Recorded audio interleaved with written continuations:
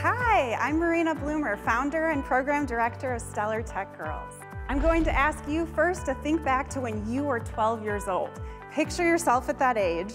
Imagine how you were feeling, because we all know the feelings at that age never leave us. I'm going back to 12 right now, and I bet you didn't know that. I think my daughter asked me last week, are you 12? Well, when you're 12 years old, you're desperately trying to figure out who you are and how you fit in. And if you can remember, your friends mean everything to you. And when you can find the people and the place where you feel accepted and happy, there is no better feeling in the world. Unfortunately, for girls who love science and technology, it can be harder to find your people in place. You might decide to join the robotics club to find that it's entirely filled with boys, and none of your friends are willing to go with you, so you stop going, and that really discourages that girl from trying that kind of thing in the future. Although 74% of middle school girls initially express interest in STEM, only 15% of the engineering workforce is female. STEM jobs are growing at the highest rate, and they have more than twice the median wage as other occupations, and we are leaving our girls behind. I'm an aerospace engineer myself, and I have led an incredible career, including time launching rockets and working with astronauts at SpaceX. But as I rose into leadership positions, I often found myself the only woman in the room, and I knew that I needed to do something to change this. So I went to business school and I got my MBA at UW-Madison, and I launched Stellar Tech Girls. So Stellar Tech Girls is an empowering STEM program for girls and non-binary kids ages 9 through 14 in Middleton, Wisconsin. We provide a fun, welcoming environment that feels like it is for them. We build girls of confidence who are not afraid to take on challenges because they have the tools to problem solve like an engineer. And parents and kids love our programs. They say things like, I liked meeting girls who are passionate about science. We are growing in popularity, and this is our first year in operation, and we've already had over 100 kids come through our Middleton location. We expect to double in size next year, and we are working hard to build more programs and be ready to support the number of kids coming through, and also to make sure that we can always provide scholarships for girls who would not be able to afford the fee otherwise. So I'm asking you for your help in helping us grow as we continue to reach as many girls as possible and help them reach their stellar potential.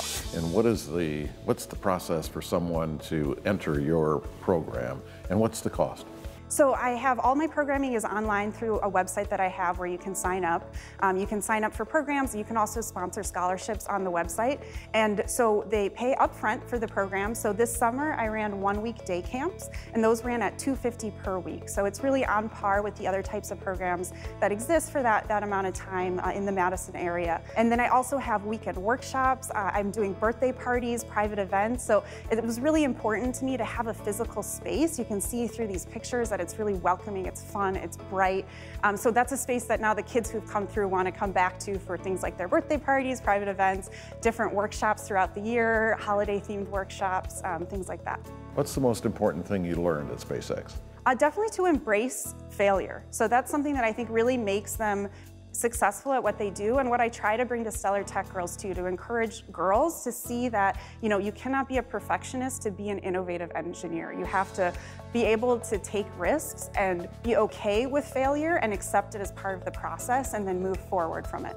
Are there opportunities for subsidies for something like this? It seems like there would be. So I'm running my business as a for-profit business that can bootstrap and grow. So there are some limitations. But even if there's subsidies. grants or something like that, that's for-profit businesses could take advantage of as well. Oh, definitely, yeah. I mean, anything that can be allocated to a for-profit business, which is a limitation, and especially from organizations or people who share this passion. There's a lot of really great people who want more diversity in engineering. I mean, companies like my company, we need a pipeline of engineering talent. So what you're doing is really impressive and important to the future growth of business in Wisconsin. Well, what I think you're doing, that's one of the most important things, is that you are giving an example of a successful woman in this field for those girls to see that they can be that because you're that.